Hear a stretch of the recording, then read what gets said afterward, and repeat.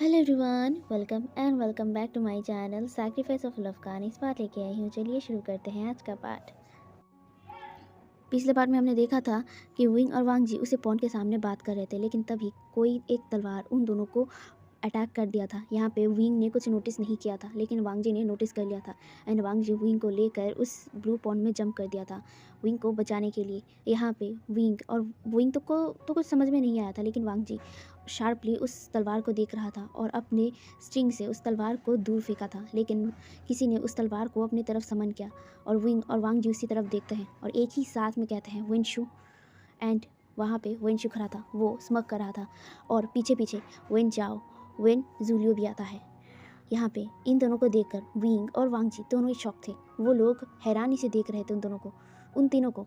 और वो कहते हैं मतलब विंशु कहता है, आखिरकार मिल ही गए लान वांग जी और तुम वेवुशन। हाँ, वेवुशन है ना।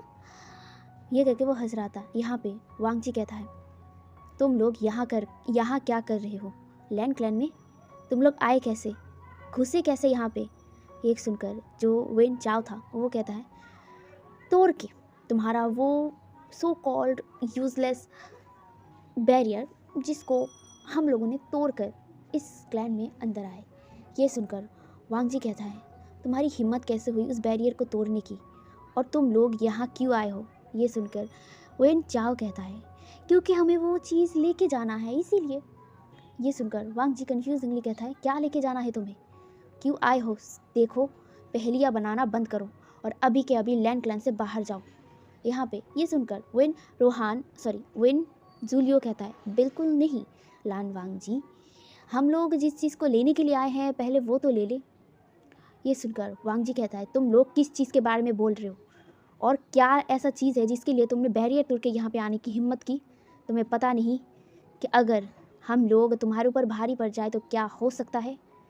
ये सुनकर वेन चाओ बहुत ज़्यादा गुस्सा हो गया था और वो कहता है, क्या कर लोगे? हाँ, खुद ड्रैगन्स हो, इसीलिए खुद के ऊपर ना बहुत घमंड है तुम्हारा। चलो आज तुम्हारा ये घमंड तोड़ के रहेंगे। ये सुनकर वांग जी कहता है, ठीक है, अगर लड़ना ही है तो लड़ो, पर अगर कुछ हो जाए तुम दोनों को या फिर तुम सबको तो बाद में मुझे मत करना, मुझे मत कहना। यहाँ पे ये सब बातें सुनकर विन चाओ और विन जूलियो विनशु वो तीनों ही बहुत ज़्यादा गुस्सा हो जाते हैं। वो दोनों अपने अपने स्पिरिचुअल पावर को मतलब समन करते हैं और अपने तलवार में ले लेते हैं और वो लोग रेडी थे लड़ाई करने के लिए। यहाँ पे वांग जी अपने बीचन को बुलाता है, लेकिन बीचन की जगह वहाँ पे वही तलवार आ जाता है जो तलवार लैन ई ने वांग जी को दिया था। वो तलवार तुरंत ही वांग जी के हाथ में आ जाता है। वांग जी हैरान था। यहाँ पे वो बीचन को भी देखता है, उसके दूसरे हाथ में बीचन था और दूसरे हाथ में बीचन था और एक हाथ में वही तलवार था। वो तलवार ग्लो कर रहा था और वांग जी उस तलवार को देख रहा था हैरानी से, और बीचेन को भी। यहाँ पे बीचेन से ज़्यादा शक्तिशाली उस तलवार को लग रहा था। वो तलवार एकदम वांग जी के हाथ में फिट हो गया था। वांग जी जो अपने हाथ में कंट्रोल नहीं था, जैसे कि वो तलवार खुद चला रहा हो वांग जी को, वो तलवार वार करना शुरू कर देता है विन जूलियो और विन चाओ के ऊपर। विन चाओ डिफेंस कर रहे थे, विन चाओ उस तलवार को देख रहा था और वो स्माइल करता है और कहता है, मिल गया है, यही वो तलवार है। ये कह के वो विनशु और विन जूलियो को कहता है। विनशु और विन जूलियो भी इस अटैक को ब्लॉक करते हुए कहते हैं, हाँ यही वो तलवार है। ये सुनकर वांग जी हैरानी से उन सब को देखता है और कहता है, तलवार के बारे में तुम लोगों को कैसे पता? यहाँ पे ये सुनकर वो लोग लड़ाई करते हुए ही कहते हैं, क्योंकि हमें पहले से पता था ये तलवार किसी को तो ना किसी को मिलेगा। मैं तो इंतज़ार कर रहा था इस तलवार का बाहर आने का, ये बाहर आ ही गया। ये सुनकर वांग जी कहता है, तुम लोग इस तलवार को लेने के लिए आए थे यहाँ पे? ये सुनकर विन चाओ कहता है, हाँ, इस तलवार को लेने के लिए ही हम लोग यहाँ आए थे। मुझे पता था कि तुम्हें ही ये तलवार मिलेगा। मैंने डैड से कहा था, फादर से कहा था कि तुम ही इसके हकदार होगे और तुमसे हम लोग इस तलवार को ज़रूर लेंगे। एंड वो सच हुआ है। फादर अब खुश हो जाएंगे इस तलवार को देखकर। ये सुनकर वांग जी कहता है, तुम पहले इस तलवार को लेके दिखाओ। और ये कह के वो इस तलवार से ही वार करने लगता है। उसके दूसरे हाथ में जो बीचेन था वो था, लेकिन वो बीचेन मतलब यूज़ नहीं कर पा रहा था। उसका उस हाथ जैसे कि ब्लॉक हो चुका था, उस हाथ को हिला नहीं पा रहा था, लेकिन वो वाला हाथ हिल रहा था जहाँ पे वो दूसरा वाला तलवार था। वो तलवार अपने आप ही सब कुछ कर रहा था। यहाँ पे वांग जी इस तलवार को कंट्रोल करने की कोशिश कर रहा था, लेकिन ये कंट्रोल हो ही नहीं रहा था।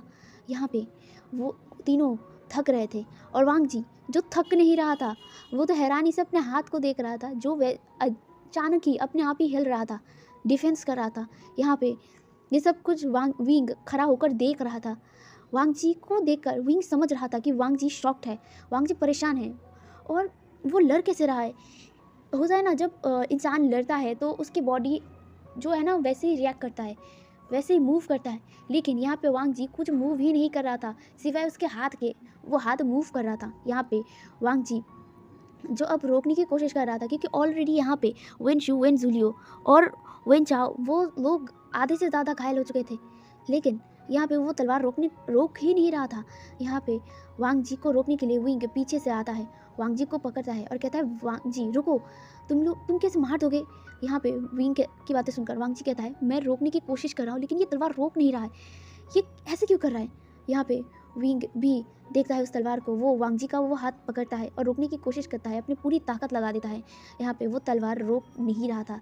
वांग जी अपनी पूरी शक्ति को एक साथ करके उस तलवार को रोकने की कोशिश करता है, एंड तब जाके वो तलवार रुका था। एंड यहाँ पे when shoe, when Julio, when चाओ वो लोग ज़मीन पर गिरे हुए थे, वो लोग हाँप रहे थे, उनके बॉडी में चारों जगह जैसे कट लग चुके थे उस तलवार से। वो तलवार को वांग जी देखता है और विंग की तरफ देखता है। विंग देखते हुए कहता है लंजा ये तलवार ऐसे बर्ताव क्यों किया? यहाँ पे वांग जी खुद कुछ समझ नहीं पा रहा था। इतना शोर शराबा, इतना आवाज़ सुनकर यहाँ पे मास्टर लैंड भी आ जाते हैं एंड साथ ही साथ लैंड सिचन भी आ जाते हैं। वो लोग आके ये सब देखकर हैरान थे।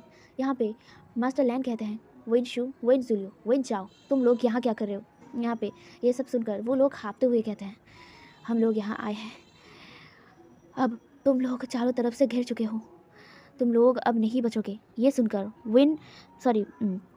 मास्टर लैंड को कुछ समझ नहीं आता है। मास्टर लैंड उन दोनों की तरफ देखते हुए कहता है क्या कह रहे हो तुम लोग? घेर लिया है मतलब? क्या घेर लिया है? यहाँ पे विन चाओ हंसता है और कहता है हम लोग वो तलवार लेके जाएंगे और तुम लोग कुछ नहीं कर पाओगे। यहाँ पे मास्टर लैंड वांग जी की तरफ देखता है। वांग जी जो उस तलवार को देख रहा था, उन दोनों की बातों को ना वो सुन नहीं रहा था, वो सिर्फ इस तलवार को देख रहा था बहुत अजीब तरीके से। वांग जी का नज़र मास्टर लैंड फॉलो करते हुए उस तलवार को देखते हैं एंड वो शॉक्ड हो जाते हैं। उन्हें पता ही नहीं था कि उनके नेफ्यू के पास ये तलवार है। यहाँ पे मास्टर लैंड कहते हैं वांग जी ये तलवार तुम्हारे पास कैसे आया और ये तलवार तुम्हें मिला कहाँ से? यहाँ पे जो लैंशिजन थे उन्हें कुछ समझ नहीं आया कि ये क्या कह रहे हैं अंकल। वो कन्फ्यूजिंगली अंकल को देख रहा था। यहाँ पे जो मास्टर लैंड था वो तुरंत ही वांग जी के पास जाता है और उस तलवार को टच करने की कोशिश ही करता है, लेकिन वो तलवार उसे टच करने नहीं देता। वो तलवार मास्टर लैंड को दूर ढकेल देता है। यहाँ पे मास्टर लैंड खुद को संभालते हैं और कहते हैं ये तलवार तुम्हारे पास कैसे है वांग जी? यहाँ पे विंग होश में आता है। वो इतनी देर से शॉकिंगली सब कुछ देख रहा था, उसे तो समझ ही नहीं आ रहा था। यहाँ पे वांग जी को विंग कहता है अंकल फादर ये उसी गुफा में मुझे मिला था, आई मीन हमें मिला था। हम लोग ब्लू पॉन्ड में गए थे, उसके पहले हम लोग ब्लू पॉन्ड के अंदर चले गए थे एंड हम लोग वहाँ पे एक गुफा देखे थे एंड गुफा में महारानी लैन ई ने ये तलवार वांग जी को दिया था एंड तब से ही वांग जी के पास है ये सुनकर मास्टर लैंड कहते हैं महागुरु लैन ई ने दिया था ये तलवार तो उन सबको मिलता है जो इस तलवार के असली हकदार होते हैं, यानी कि कई पुरखों से ये तलवार उन सब ब्लू ड्रैगन्स को मिलते थे जो इस दायित्व को संभाल पाता है। यहाँ पे लैन ई ने वांग जी को ये सब दिया है, इस तलवार को, लेकिन यहाँ पे तुम लोगों ने ये बात मुझसे क्यों छुपाई? यहाँ पे विंग कहता है क्योंकि हमें कुछ समझ नहीं आ रहा था कि हम लोग ये आपको कैसे बताएं। यहाँ पे वेन चाओ कहता है बहुत हो गया तुम सबका बातें, अब ये तलवार हमें दे दो लान वांग जी, वरना यहाँ पे जो भी कुछ होगा इसके ज़िम्मेदार तुम खुद होगे।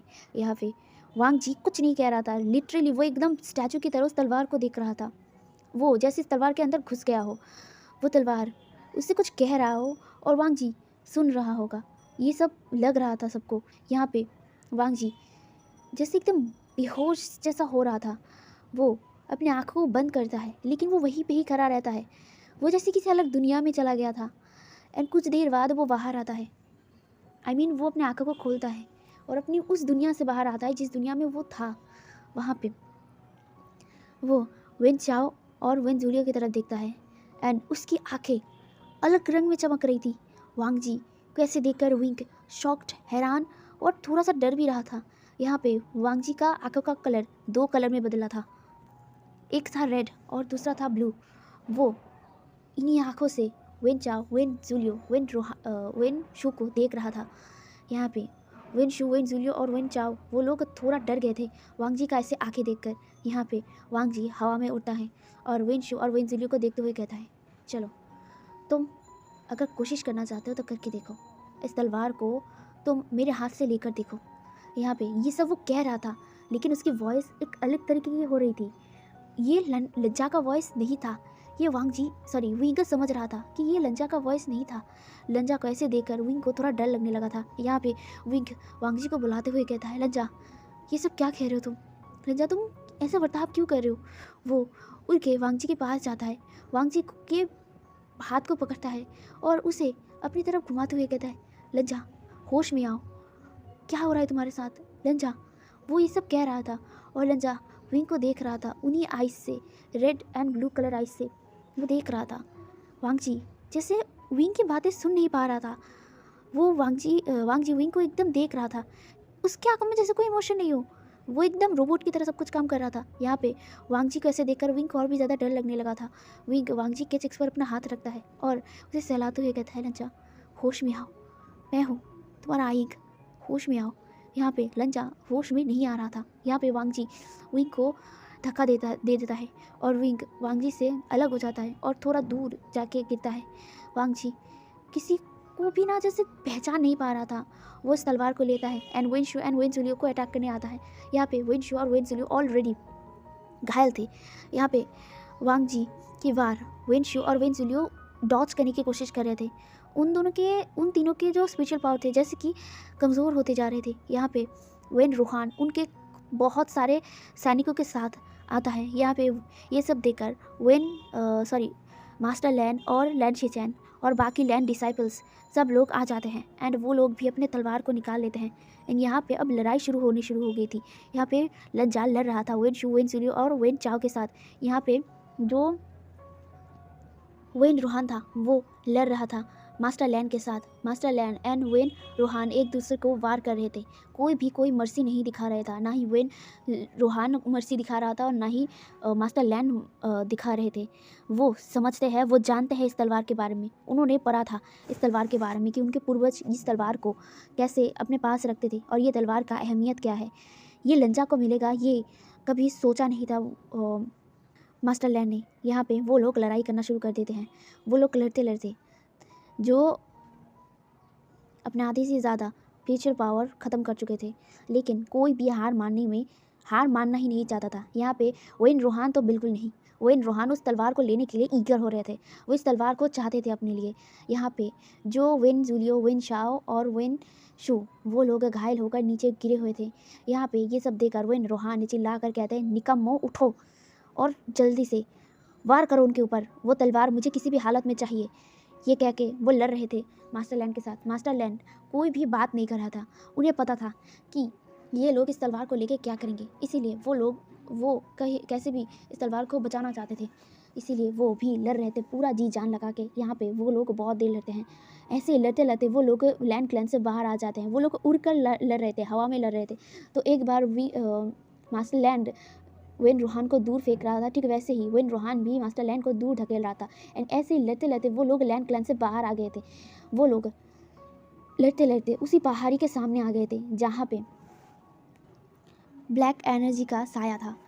वहाँ पे काली शक्तियों का राज चलता था।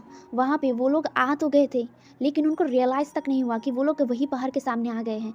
वो लोग अभी भी लड़ रहे थे। यहाँ पे वांग जी उन तीनों को जैसे वहीं पे ना मार देगा, इसीलिए वो लड़ रहा था। यहाँ पे विंग भी लड़ रहा था, उन सब वेन सैनिकों को वो हरा रहा था और मार रहा था जेबुजुन की तरह ही। लेकिन वो वांग जी की तरफ भी देख रहा था। वांग जी जो एक अलग पर्सन बन चुका था, उसकी पूरी बॉडी जैसे कोल्ड हो चुकी थी, कोई एक्सप्रेशन उसके चेहरे पर नहीं था। वांग जी जब भी विंग को देखता था उसकी आंखों में हज़ारों इमोशन रहते थे, लेकिन आज कोई इमोशन था ही नहीं उसके चेहरे पर। यहाँ पे विंग वांग जी को बहुत बार बुलाता है, लेकिन वांग जी सुनने को तैयार नहीं था। वो लड़ते लड़ते वही पहाड़ के सामने आ गया था। एंड यहाँ पे वो ना पूरे सैनिकों को मार रहा था, और वो भी एक एक स्लैश में ना बहुत से सैनिक नीचे गिर रहे थे उस तलवार की एक एक स्लैश। यहाँ पे वो ऐसे करके सारे सैनिकों को मार रहा था। यहाँ पे वेन सैनिक बहुत सारे थे, बहुत सारे, तकरीबन लाखों में थे, और वो उन सबको हरा रहा था एक एक करके। यहाँ पे वांग जी और विंग और जेबुजुन भी लड़ रहे थे। ये सब कुछ देख कर बहुत से क्लैंस मतलब देख रहे थे, वो लोग हवा में उड़ के लड़ रहे थे, इसीलिए वो लोग देख पा रहे थे ये सब कुछ होते हुए। इसीलिए कि कुछ कुछ क्लैंस आ रहे थे वहाँ पे युद्ध देखने के लिए एंड युद्ध करने के लिए। यहाँ पे वो लोग देख पा रहे थे कि वेन क्लैन कैसे लैंड क्लैन के ऊपर वार कर रहा था, और लैंड क्लैन भी ठीक वैसे ही वार कर रहा था। उनको कुछ समझ नहीं आ रहा था। यहाँ पे जिन क्लैन, नी क्लैन और जैंग क्लैन भी आते हैं। यहाँ पे जैंग क्लैन से जैंग चैंग आता है, जैंग फेंगमियान आते हैं, और कुछ जैंग डिसाइपल्स सैनिक आते हैं, और यहाँ पे जिन क्लैन से जिन जुशन आते हैं, जिन जुशवान आता है, एंड जिन क्लैन के सोल्जर्स भी आते हैं। नी क्लैन से भी नी मिंजू, नी हुसैन और नी क्लैन के सोल्जर्स भी आते हैं।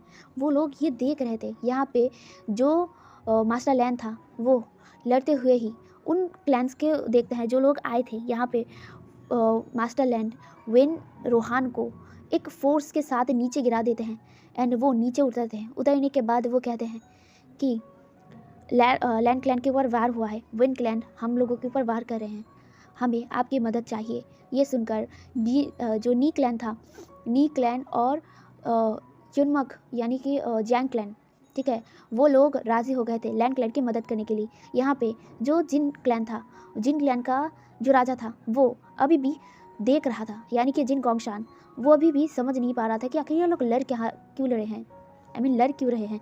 यहाँ पे जो वेन रोहान था वो जिन गोंगशान के पास आते हैं एंड उन्हें उस तलवार के बारे में कहते हैं, एंड जो जिन गोंगशान थे वो उस तलवार को देखते हैं। वो तलवार कुछ यूनिक टाइप का था, ये वो लोग ये समझ पा रहे थे। यहाँ पे जो जिन गोंगशान था उसे क्या कहते हैं उसे, वेन क्लैन के वेन रोहान अपने कब्जे में करने की कोशिश कर रहे थे, ताकि जिन क्लैन उनके साथ हो जाए और वो लैंड क्लैन के खिलाफ लड़े। यहाँ पे जो जिन गोंगशान थे वो ऑलरेडी बहुत ज़्यादा लालची इंसान थे, अगर उनको पावर मिल जाए तो और कुछ नहीं चाहिए उनको, इसीलिए जिन गोंगशान राज़ी हो जाते हैं विन क्लैन के लिए लड़ने के लिए। यहाँ पे 3 क्लैन जिन क्लैन और विन क्लैन के विरोध थे, यानी कि यहाँ पे लैंड क्लैन, नी क्लैन और जैंग क्लैन लड़ने वाले थे विन क्लैन और जिन क्लैन के विरोध, क्योंकि जिन क्लैन भी अब विन क्लैन के साथ हो गए थे। यहाँ पे जो मास्टर लैन था वो जिन गोंगशान की तरफ देखते हुए कहता है, ये आपने ठीक नहीं किया है, इसका भरपाई आपको करना होगा। यहाँ पे ये सब कह के वो अपनी लड़ाई को स्टार्ट कर देते हैं। यहाँ पे वांग जी जो उस तलवार के शक्तियों के वश में था, वो भी अब लड़ाई कर रहा था। यहाँ पे अब वांग जी वेन रोहान के साथ लड़ रहा था। यहाँ पे वेन रोहान अपनी आधी से ज़्यादा ताकत यूज़ कर चुके थे, लेकिन फिर भी वो लड़ना चाहते थे, अपनी आखिरी दम तक लड़ेंगे। वो अपनी काली यानी कि ब्लैक एनर्जी यूज़ करते हैं। ऑफकोर्स वो लोग वैम्पायर्स थे, तो उनके पास ब्लैक एनर्जी थी, इसीलिए वो अपने ब्लैक एनर्जी का यूज़ करते हैं। यहाँ पे उनके पास एक मेडल था जिसका नाम यन आयरन था। वो यन आयरन से अटैक कर रहा था, और वांग जी अपने उसी तलवार से अटैक कर रहा था। वांग जी का हर एक वार उस जो मेटल से बाहर आती हुई ब्लैक एनर्जी है उसे मार रहा था, काट रहा था, उसकी पावर को काट रहा था। और ये देखकर वेन रोहान भी थोड़ा हैरान थे, क्योंकि ये मेटल कोई मामूली मेटल नहीं था, लेकिन इस मेटल का कोई असर वांग जी के ऊपर और उस तलवार के ऊपर हो नहीं रहा था। और यही चीज़ वेन रोहान को गुस्सा दिला रहा था, और साथ ही साथ उस तलवार को लेने का जो लालच है ना उसके अंदर और भी ज़्यादा बढ़ गया था। एंड ऐसे ही वो लोग लड़ते हैं बहुत देर तक। यहाँ पे वेन रोहान आधे से ज़्यादा ज़ख्मी हो चुका था, उसके पूरे बॉडी में जैसे कट लग चुके थे। यहाँ पे वांग जी के अंदर वांग जी को खरोच तक नहीं आया था। वो तलवार जैसे उसे प्रोटेक्ट भी कर रहा था और साथ ही साथ लड़ भी रहा था। यहाँ पे वांग जी अपने होश में नहीं था। विंग जो अभी भी लड़ रहा था वो घायल था, उसके हाथों से खून भी निकल रहा था और साथ ही साथ वो लड़ भी रहा था और वो वांग जी को देख भी रहा था। वांग जी को वो बुला भी रहा था और साथ ही साथ वो थक भी गया था। वांग जी जो अभी भी लड़ रहा था। यहाँ पे विंग कैसे भी करके वांग जी के पास आता है। वांग जी के क्लोज नहीं जा पाता है, लेकिन वो दूर से ही वांग जी को बुलाता है और कहता है, लंजा लंजा प्लीज़ रुक जाओ, होश में आओ, मैं हूँ तुम्हारा आइंग। क्या तुम अपने आइंग को नहीं पहचानोगे? लंजा याद करो, वो सब पल को याद करो जहाँ पे हम लोग खुश थे। हम लोगों का खुशी का हर एक मोमेंट तुम याद करो। हमने क्या प्लान किया था, हम लोग एक साथ रहेंगे, हम लोग एक साथ घूमेंगे, ट्रैवल करेंगे। लंजा सब कुछ याद करने की कोशिश करो। यहाँ पे आधे से ज़्यादा सब कुछ जैसे दबा हो रहा था। यहाँ पे रात भी हो चुकी थी एंड चांद आधी हो चुकी थी एंड तब वैम्पायर्स को अपने अंदर अशक्तियों का एक लहर बहते हुए नज़र आ रहा था। यहाँ पे काली रात के दिन जो वैम्पायर्स थे अपनी शक्ति को 100 गुना महसूस कर पाते हैं एंड धीरे धीरे win Rohan, win Julio, win Shu जो नीचे बैठे हुए थे अपनी शक्ति को जैसे खोकर धीरे धीरे उस आधी चांद के साथ अपने अंदर शक्तियों का लहर फील कर पाते हैं एंड वो लोग अपने आप को हील भी कर लेते हैं एंड वो लोग दोबारा खड़े हो जाते हैं। यहाँ पे वांग जी को विंग याद दिलाने की पूरी तरीके से कोशिश कर रहा था। यहाँ पे विंग अपनी और वांग जी की जो प्यारे मोमेंट्स थे उन सबको याद दिला रहा था और वांग जी ये सब सुन रहा था। वांग जी एकदम स्टैचू की तरह विंग की बातें सुन रहा था। विंग जो सब कह रहा था वो वांग जी के ब्रेन में जा रहा था। उसे धीरे धीरे होश आने लगा था, लेकिन वो खुद को ठीक से होश में नहीं ला पा रहा था। यहाँ पे वांग जी ये सब बातें सुनकर जो स्टैचू था यहाँ पे वो तलवार विंग को रोकने के लिए विंग के ऊपर वार करता है, लेकिन विंग बच जाता है। विंग उस वार को डॉच कर लेता है और वांग जी से और ज़्यादा दूर हो जाता है। यहाँ पे वांग जी कुछ नहीं कर रहा था, बस वो तलवार कर रहा था। वो तलवार जैसे जैसे उसे हिला रहा था ठीक वैसे वैसे लंजा हिल रहा था। यहाँ पे विंग की बातों का काफ़ी इफेक्ट वांग जी के ऊपर हो चुका था। वांग जी जो अभी भी ये सब बातें सोच रहा था और वो अपने ही दिल के अपने ही माइंड के साथ लड़ रहा था। यहाँ पे वो अंदर अंदर तो समझ रहा था कि ये सब हो क्या रहा है, लेकिन उसका ब्रेन जैसे फ्रीज हो चुका था। वो ना ही कुछ सोच पा रहा था और ना ही कुछ कर पा रहा था। यहाँ पे जो वेन रोहान था वो वांग जी के पास आता है। वांग जी जो पहाड़ के बीच में खड़ा था, जो एंड तक है ना वहाँ के बीच में खड़ा था जहाँ से नीचे गिर जा सकता है, ठीक है। तो वो बीच में खड़ा था। वो ये अपनी माइंड के साथ लड़ाई कर रहा था। यहाँ पे विन रोहान वांग जी के पास आने की पूरी कोशिश करते हैं।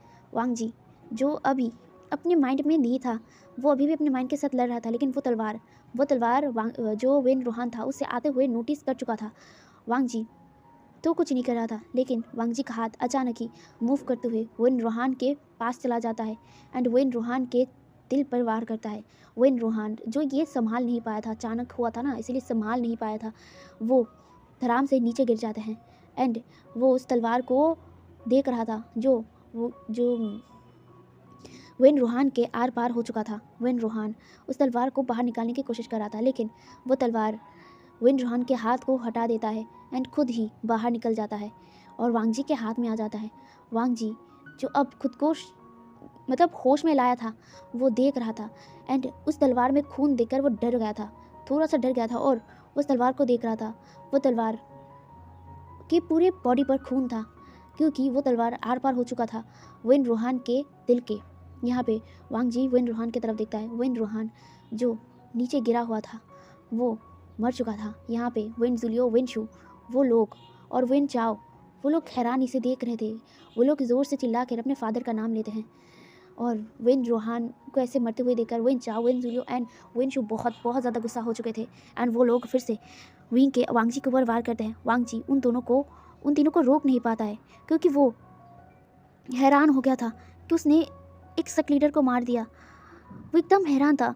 यहाँ पे जो वार था वांग जी के ऊपर होने के बाद वांग जी नीचे धड़ाम से गिरा था। वो तलवार वांग जी के हाथ से गिर गया था। वांग जी अभी भी हैरान था। यहाँ पे विंग जो वांग जी के पास आता है एंड वांग जी को अपने जो पंख है ना उससे ढक लेता है और वांग जी को हक कर लेता है।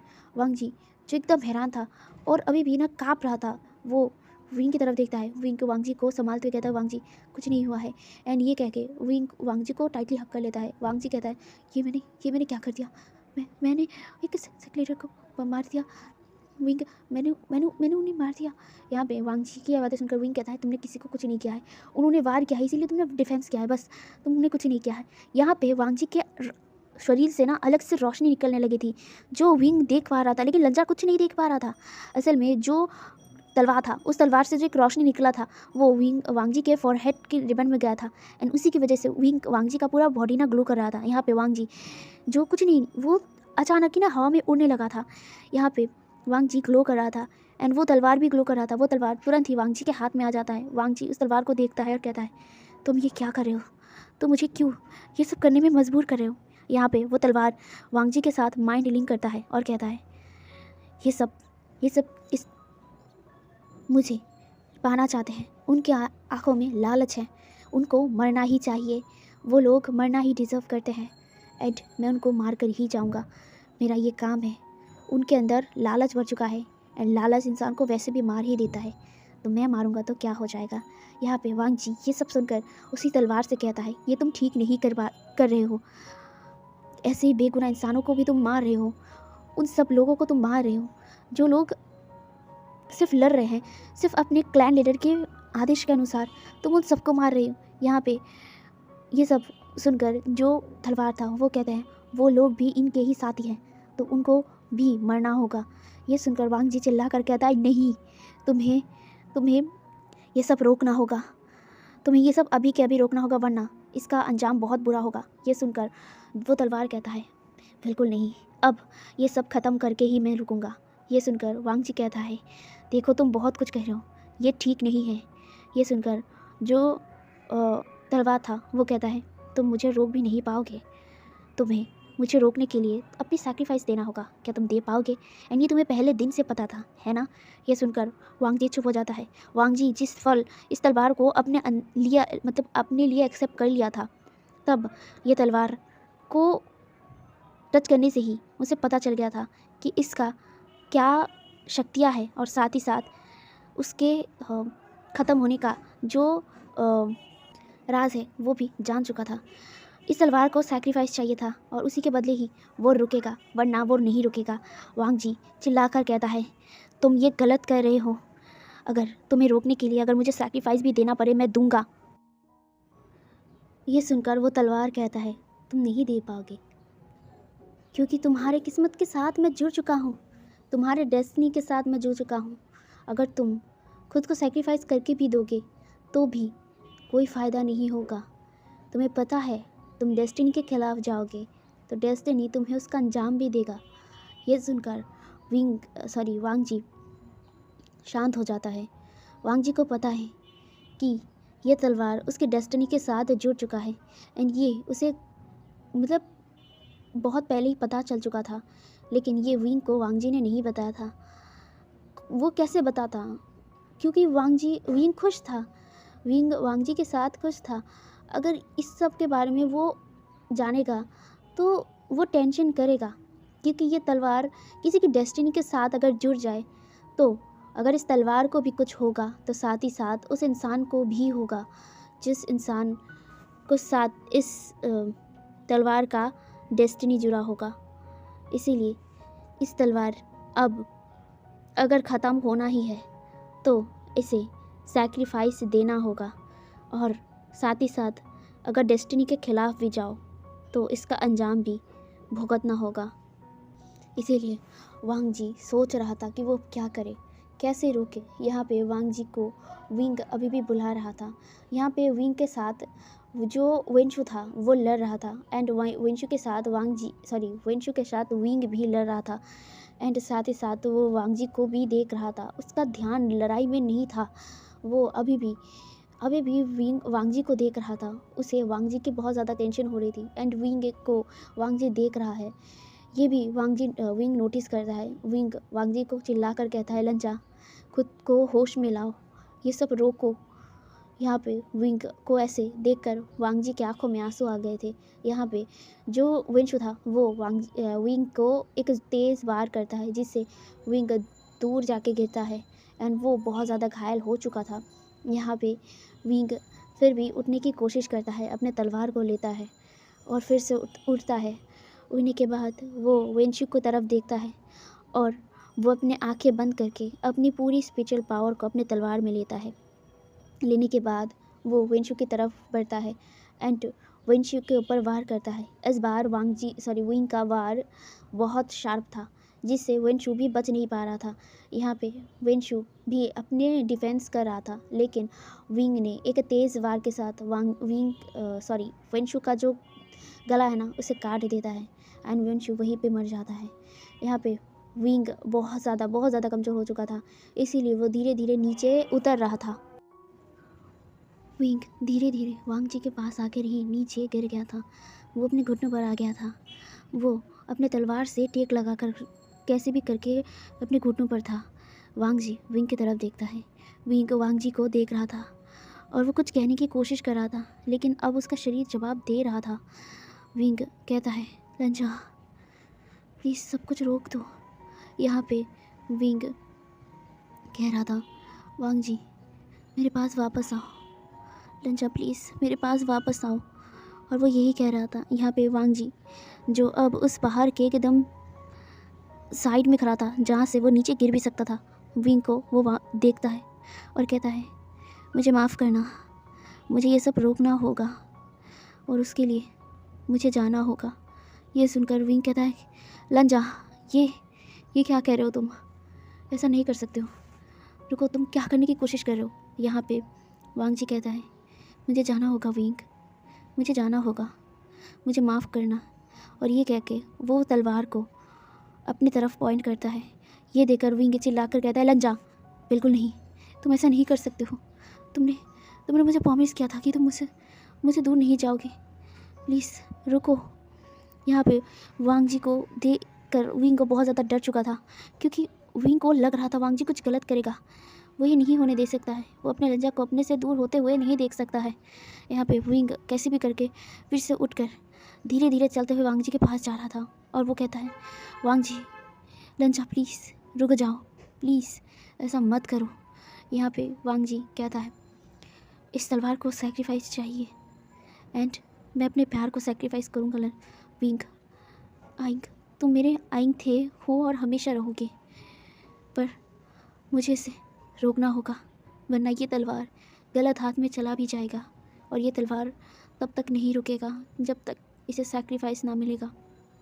ये सुनकर विंग कहता है, नहीं प्लीज़ लंजा ऐसा मत करो, तुम मेरे पास वापस आओ, हम लोग कुछ और हल ढूंढ लेंगे, लेकिन प्लीज़ मेरे पास वापस आओ। यहाँ पे जो वांग जी था वो कहता है, वी मैं दुनिया में अपने माँ के बाद तुम ही प्यार करता हूँ और हमेशा करता रहूँगा। और ये सब बातें वांग जी विंग सहता है, लेकिन वो चिल्लाकर कहता है, लंजा तुमने मुझसे प्रॉमिस किया था कि तुम मुझे छोड़ के नहीं जाओगे, तो फिर क्यों तुम जा रहे हो मुझे छोड़ के? प्लीज़ वापस आओ, मेरे पास वापस आओ। यहाँ पे वांग जी अपने सिर को ना में हिलाता है और वो तलवार अपने चेस्ट के अंदर घुसा लेता है, ठीक अपने दिल पर लगाता है एंड वो तलवार वांग जी के दिल के आर पार हो चुका था। विंग ज़ोर से चिल्लाता है, लंजा। एंड यहाँ पे ज़ेबुजुन और जो मास्टर लैन थे वो भी ज़ोर से चिल्लाते हैं। यहाँ पे वांग जी जो अब लाइफलेस हो चुका था, लेकिन उसके अंदर जितनी भी जान थी वो ठीक वैसे ही वांग जी विंग को देखता है और कहता है, अलविदा आएंग, अलविदा। एंड ये कह के वो पहाड़ से नीचे गिर रहा था। यहाँ पे विंग अपनी पूरी ताकत लगाकर वांग जी के पास जाते हुए आखिर में जाके वांग जी का हाथ पकड़ लेता है। वांग जी उस पहाड़ से लटक रहा था। यहाँ पे विंग कहता है, लंजा ये तुमने क्यों किया? क्यों ये सब किया तुमने? प्लीज़ वापस आ जाओ। यहाँ पे वांग जी कहता है, शायद हमारा मिलना यहीं तक था आइक, अब शायद इस जन्म में हम लोग नहीं मिल पाएंगे, शायद इस जन्म में नहीं तो पिछले जन्म से ही हम लोग ज़रूर एक होंगे। मैं तुमसे प्यार करता हूँ और करूँगा।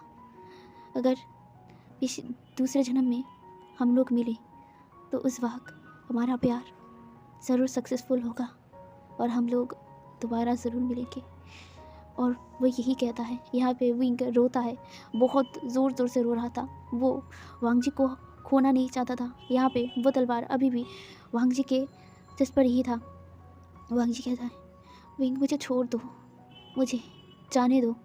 यहाँ पे वांग जी की ये बातें सुनकर विंग कहता है, नहीं, मैं तुम्हें कहीं पे भी नहीं जाने दूंगा। लंजा, तुमने ऐसा क्यों किया? तुमने वादा किया था कि तुम मुझे कभी छोड़ के नहीं जाओगे, लेकिन अब तुम क्यों छोड़ के जा रहे हो? प्लीज़ लंजा, मत जाओ, मुझे छोड़ के मत जाओ। वांग जी रोता है और कहता है, अलविदा, अलविदा। और ये कह के वो अपना हाथ छुड़ा लेता है। विंग ज़ोर से चिल्लाता है, लंजा को पुकारता है। वो भी उस पहाड़ से कूदने वाला था, लेकिन यहाँ पे जंग चैंग आके विंग को रोक देता है। विंग को अपने जो जीडियन था उससे बांध देता है।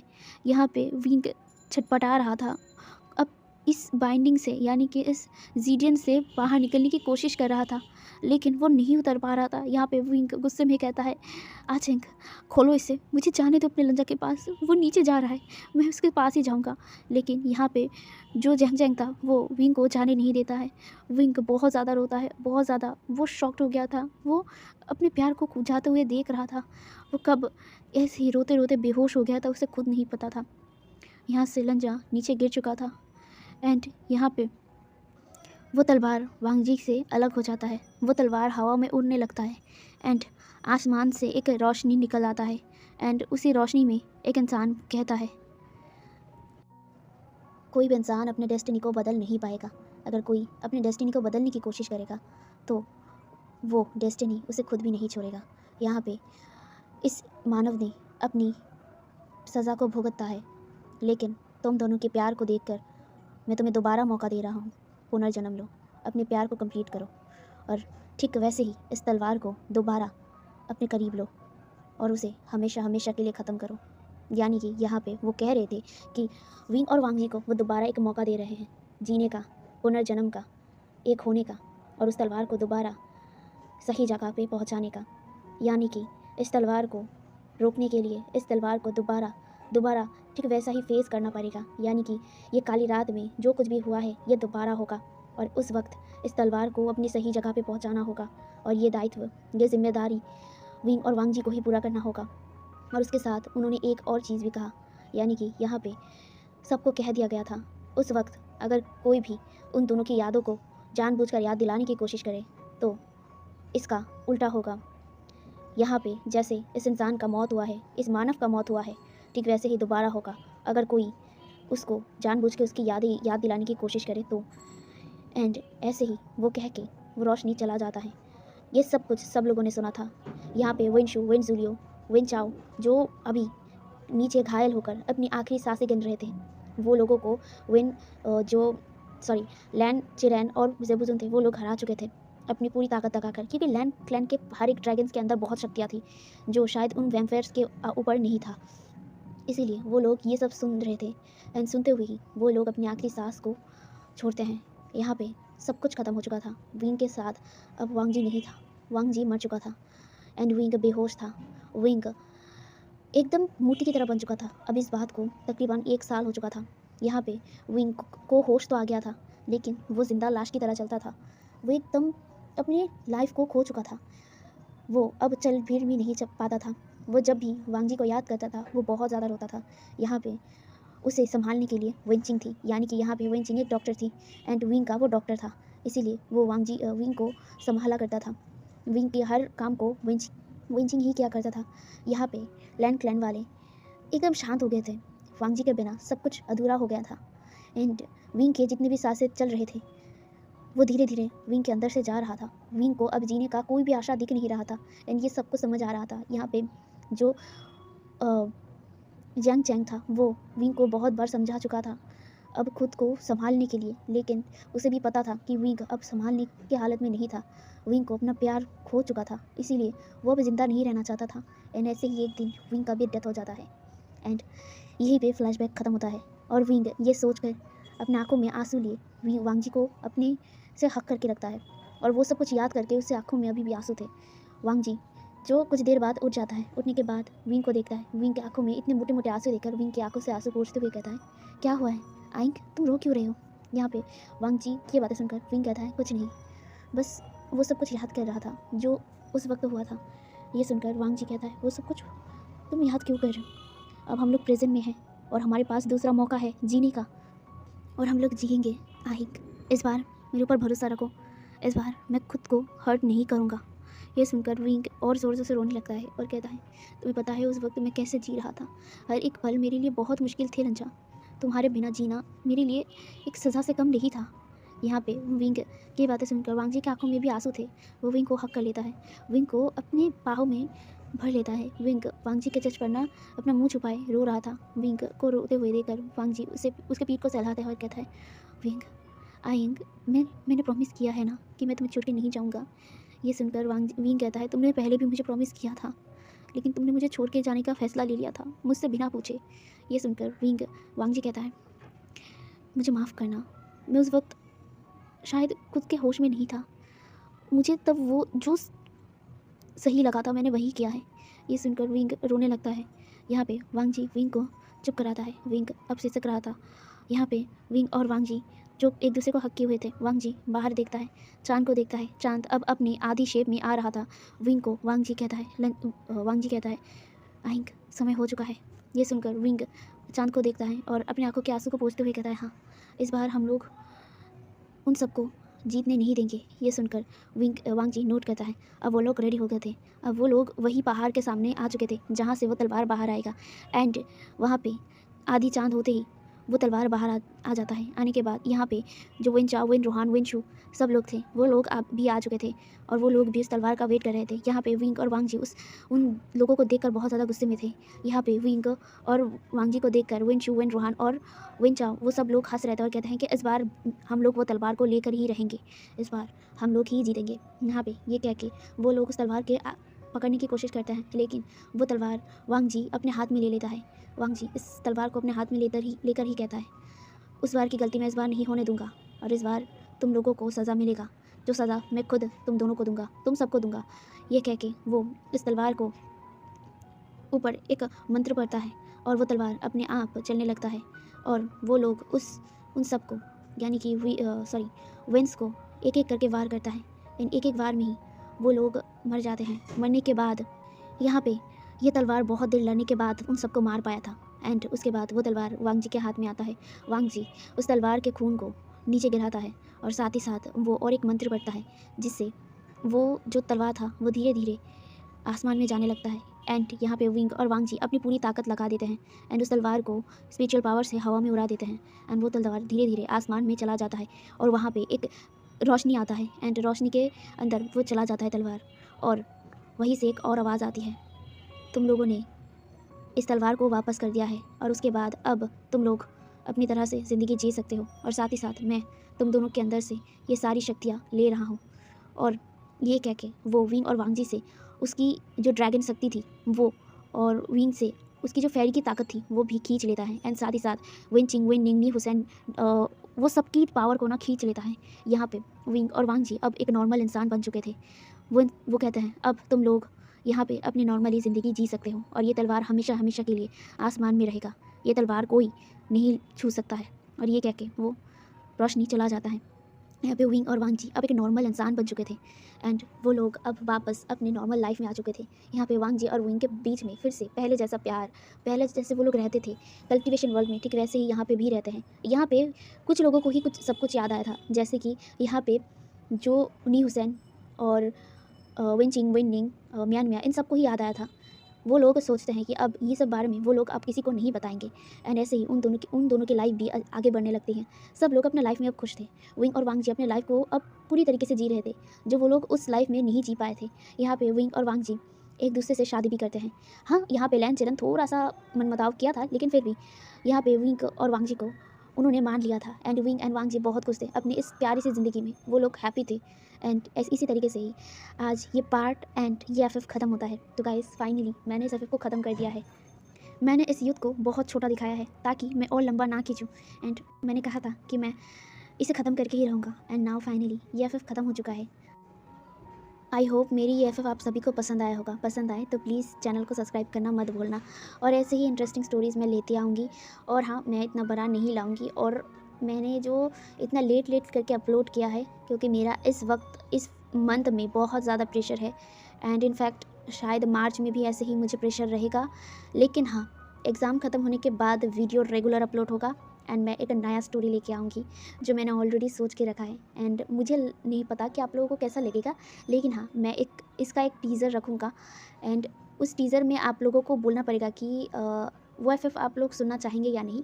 इस पर मैं नहीं बोल सकती हूँ क्योंकि ऑलरेडी ये वीडियो बहुत लॉन्ग हो चुकी है, एंड मैं पता नहीं इसे कैसे डालूँगी, एडिट करने में ही प्रॉब्लम हो जाएगी। खैर कोई नहीं, मैं इसका एक टीज़र दूँगा मेरे नए एफ का। आप लोग उसके कमेंट सेक्शन में आपको बताना होगा कि मैं इसे स्टार्ट करूँ या नहीं। ठीक है, तो अभी के लिए यहीं तक। Bye bye bye. और हाँ, मैं वन शॉट भी डालती रहूँगी अगर मुझे मौका मिले तो। ठीक है, बाय।